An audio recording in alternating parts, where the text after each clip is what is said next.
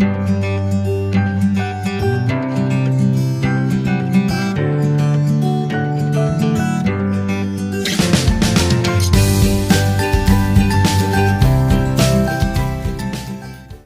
is a video that I have been wanting to do forever.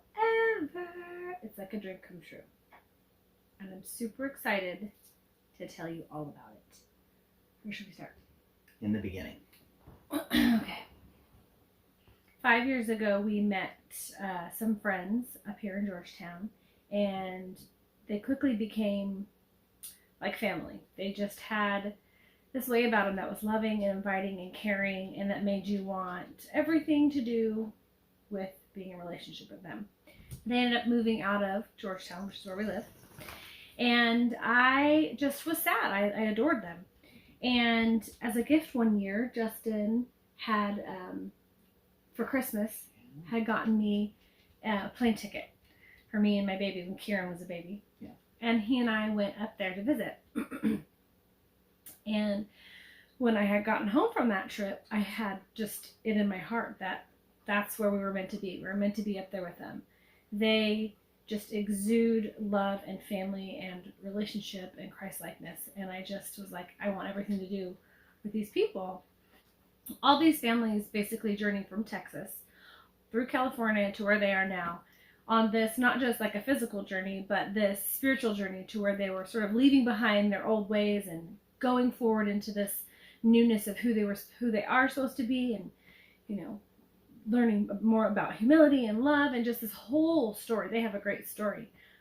But when we met them and learned about that, that just obviously appealed to my heart, considering this is what we want to do on our channel. But I just came home knowing that's where we belonged. So I told Justin, I really feel like that's where we're supposed to be.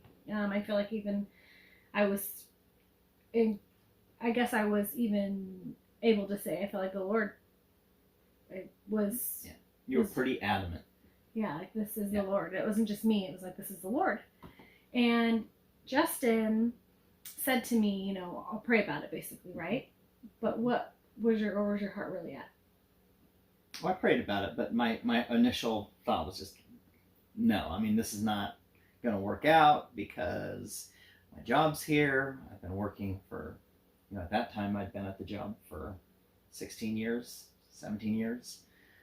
Her mom is here, and so, you know, because of her health and stuff like that, I don't feel like we want to move away. And for me, a big part of that was like, I don't want to move you away from your mom and then something happens and then we regret all of that. And so that was a big factor. He was really sweet on my mom. Yeah, and then the kids having friends here, us having, you know, what's familiar and comfortable. My whole family's here. Yeah. And so I think that was it. So my heart was, I wasn't being disingenuous when I said I'd pray, because I really prayed about it. Good. But I think I was selfishly like, it's going to take a lot of convincing. If we're going to do this thing, it would take the audible voice of God to come out of the sky. Yeah. He was very much like, if I hear from the Lord, okay. So that was a long almost 5 years. It was just a long journey for me, because I would go back and visit and my heart would just yearn even more. And it was the Lord. I just have to say, it was just the Lord within a human bodies that was just pulling me there. And we went back. I got to go back with my kids at one point, and they even felt like there's something about this place. We need to live here. And it wasn't my prompting. They felt it too. Yeah. And so I would just check in with him every time. And throughout the years, like, I feel like we're supposed to do this. And he's like, I'll pray about it. And he even had gone to visit. And when we were there, he's like, I could see a long time from now, maybe that being something that the Lord could say yes to, or something like that. Just because when you were there, you experienced that. I mean, you experienced it when they lived here, but yeah, you experienced. Yeah, I mean, it's the people there.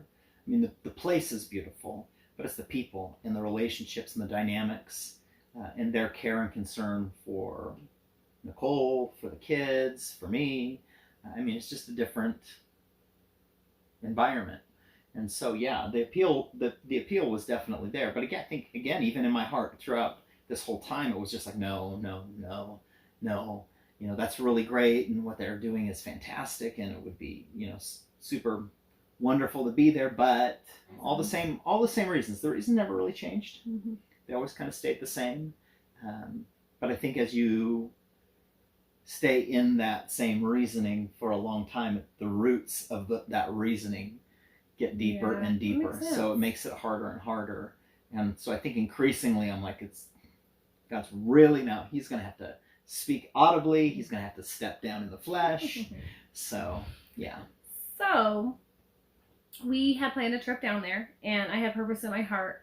Well, actually, at this point, after so many years of, really feeling this, and then I started to question, like, okay, maybe I'm wrong. Maybe I'm not hearing the Lord. Maybe, this isn't anything we're supposed to do. So I was like, if you watch any of our other videos, you'd see that we sold our home and we moved into an RV with the purpose of closeness and really getting back to roots and foundation, a family, obviously a relationship with the Lord, and really understanding true love, family relationship. So now we've been RVing for 3 years. Yeah, 3. 3 years. And we're saying, okay, well, what's our next stop? Obviously, I thought it was up with our friends. And then I questioned. So I started looking around where we live now, and, a little bit further out and further out and further out, but still in California. And even that was like, not really anything he wanted to do. So we kind of just were like, we didn't know. And I was a little sad about that, I think. Anyway, so we go to visit our friends, and I had zero intention in my heart to bring up pushing him towards that or saying anything towards that, because it's nothing that I want him to do because I said so anyway. So I had no intention of saying a word. I wasn't going to mention it. So we went up there and we really enjoyed our time with our friends. And that is where I will leave the story in your hands. Yeah, and so she didn't mention anything. And I remember that specifically because even driving up, I'm kind of preparing my heart to get the ambush of like, here we are. We should really, move here. But she didn't say that at all. In fact, she didn't mention anything. It was really just like a family vacation and getting to visit with our friends and spending sweet time in the Lord. And it was around Nicole's 40th birthday, so we had a surprise party for her up there with everyone, and which was fantastic. But I think the night where things began to shift in my heart was actually at a little coffee shop. We're driving through and we're getting our coffee, and Caden, our oldest boy, looks at me, and he's sitting in the back and says, "Dad, can I ask you a question?" And he said something to the effect of, I don't remember the exact words, but it was, why does God have to tell you that we can move here when he's already told all of us? And at first, I think in my flesh and being the parent and needing to be right, I think kind of dismissive. Not that I said that, but just in my heart. But it really hit me. It really hit me because it was a great question. It was a really great question. And Nicole stuck up for me. And was like, no, we shouldn't tell your dad, what he shouldn't do. And like really trying to support him in that, because I knew that he wasn't at that place. Yeah. And so we're driving away from there, and that the question's echoing. And so there's obviously something at work there, because I'm like, how do you answer that question, right? Like, no, I'm the one who has to hear exactly everything. There's pride in that, I think, not to say that you let your kids, decide everything either, but it was a really profound, honest, great question that I could not answer. And so it forced me, I think, to really have to seek the Lord in that, again, because I wanted real clarity in that, because it shook me. And so we spent, the rest of our trip, and it was a lot of fun doing hiking and different adventuring and again, sweet time with our friends. And it gets to the last day, and we're asking them questions about kind of what it is that they do, the business that they do, and kind of because something that we would really like to do. we had a heart for doing. And so we're just like, what are all the pitfalls? What's the hardest part? What is the joy in that? I was thinking, if we aren't moving here, yeah, then I'd like to do what they do in California somewhere, because maybe he would be willing to do that. Yeah, it came back to that question that Caden asked. And I felt like the Lord was really clear in saying to me that the Father is delighted to be glorified in his Son. And obviously I think that means the Father with Jesus. But I think there was kind of pointing that picture for me that I should be delighted in the wisdom that Caden was displaying and the maturity, because what Caden was saying wasn't just mere words. There was something deeper at play, and that I needed to really, really consider that Caden is right. And so I think that softened my heart in a lot of ways to say, okay. And it's like shifting a gear. Like it went from, no, I'll pray about it. No, the Lord's going to have to come down to, this is happening. And so... You felt like it was happening after... Yeah, I think just that initially, that was the shift. But there were still more things that kind of had to click for me in my mind, because I have for me, that there's so many questions, like, what are you going to do for work? And what about your mom? And all of that stuff. And so, and deeper than that, I just, I don't want it to be the emotion of the moment. Right. And you don't usually get trapped. So you're all, don't get the emotions. Right. Yeah. So I'm like, I don't want to say yes to something because it feels good. And then you go, oh, I just committed to this thing. And it wasn't really the Lord. It was just me feeling all of the really good feelings. Right. And so, again, I'm just kind of distant, I think, from the rest of the group in my mind. Notice. Yeah, and what I felt like the Lord was saying was the number 20. And for me, I don't really, again, it's not like a habit. I don't like pull things out of a hat, and I'm not big into numerology and all of that stuff. I think there's value to it, but it's not something that I'm like, that's my thing, and so I'm analyzing it, and I knew it was, so I'm like, okay, well, what does that mean? And what had been impressed to me is, well, you're coming up on your 20th anniversary. It's still 2020, and so it's your 20th anniversary at your job is coming up, and that would have been in June of this year. And so then I felt like what I needed to look up was what was June 20th of this year, which would have been my 20 years at my work. And so I look at the calendar, June 20th is Father's Day. And so I'm going, oh, okay, so what are you saying here? And so I really began to feel like what was being said is, you're going to be leaving your job and around your 20-year mark. And it's, again, the Father is delighted to be glorified in his Son. And so all of these things began to speak to me. So I said, okay, well, what is 20 significant? I can't think of anything in the Bible that's like 20 years significant. Nothing struck me. And so I looked it up, and it's actually where there's kind of the leaving of the father-in-law's house after 20 years. And it means a period of waiting. So the end of a period of waiting. Oh, and we are on my father's property. Right. And so all of this stuff is going on. And so we're getting prayed over as we're leaving, because this is the last night we're going to see this particular family going back to the inn that we were staying in. And as we're driving back that night, I kind of whispering over to Nicole, like, this is going down. This is what the Lord showed me. This is happening. And even then, she didn't press it. She didn't ask 1,000 questions. She was just like, okay. I had to know it was the Lord too. I think after all this time, not that I'm like, I just had to be like, okay, Lord, we are your people. Yeah. We will do what you want. So I just had to be like, okay, Lord, if you're bringing him along, if this is it, I'm just going to let it unfold. Yeah. So we get there the next morning, and we, got the car packed up, and we're saying our goodbyes to the other friends, and we're on the road, and we get, as we're pulling up, again, in my heart, I'm going, okay, maybe it's just all of the emotion. Maybe it was the food that we ate last night. But I'm like, God, I really need you to be clear with me if we're not supposed to go back to California. And as soon as I said it, it was like that Bruce Almighty experience where he says, just give me a sign. And there's like a truck with a bunch of signs that pull in front of him.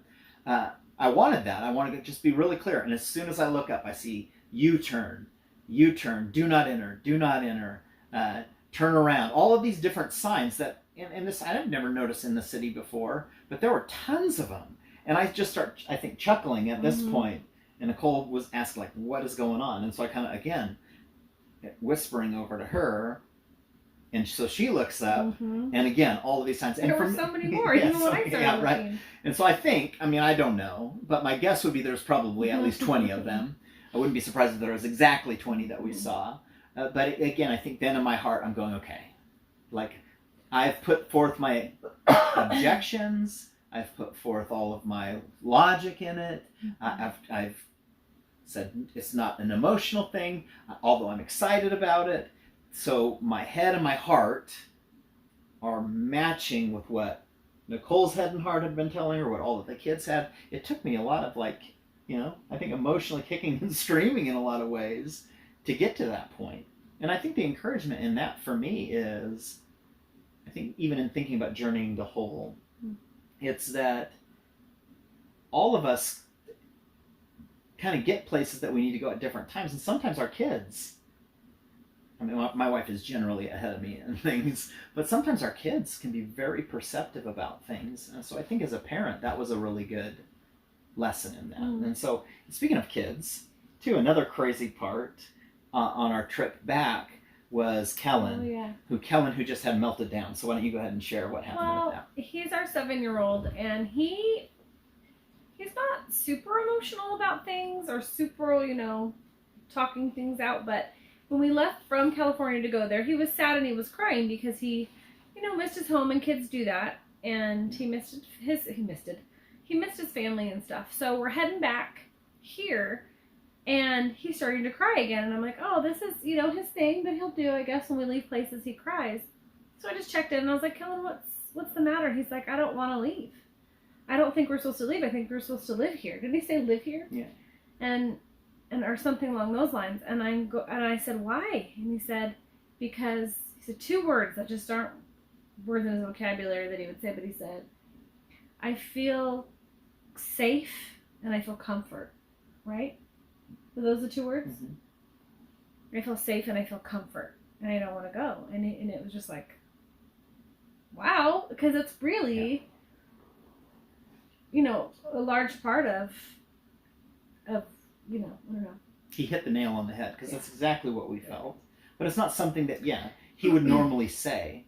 It's not like he talks about how safe and I'm feeling safe and comfortable here. That's never, ever been something that he said. And he said it with not that he's been unsafe or uncomfortable here at home, but But it's the way he said it, too, because he said it with it was very matter of fact. Like, it was a deep truth to him that was an obvious truth.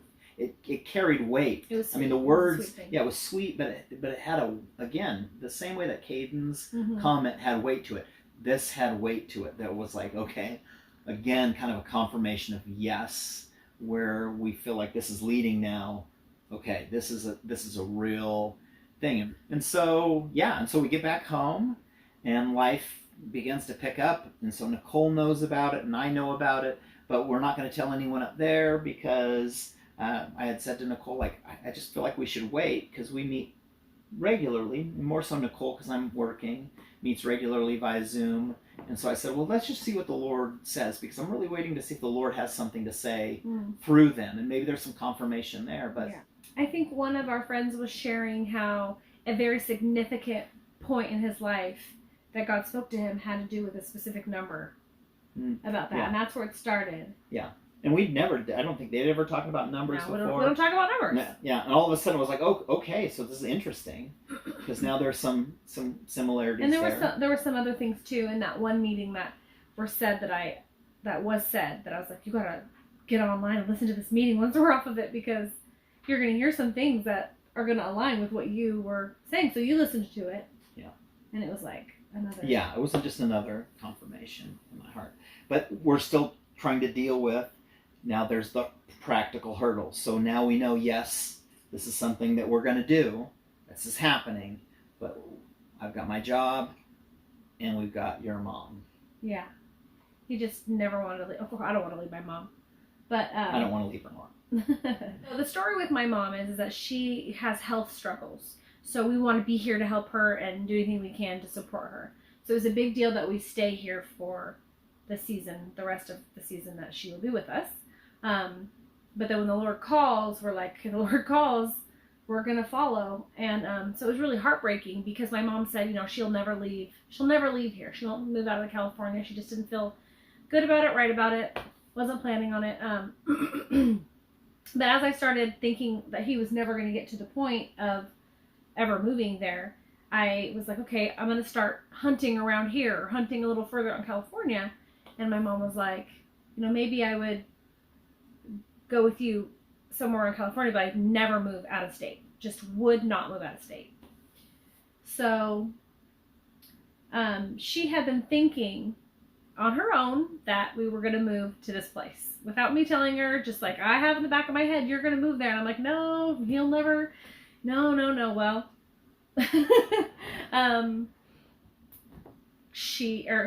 anyway, so she didn't know. She didn't know what had happened, anything like that at all, that we were going to be moving. The kids and I were in the car with my mom, and we had a really good talk just about family and moving and things like that. So later on that night, I get a text from my mom. And, her and Kayla had been talking about it. And Kayla, teased her, like, you got to move with us when we move. And my mom was like, no, So she texted me and said, tell Kayla that if you guys move to that place, I will go with you.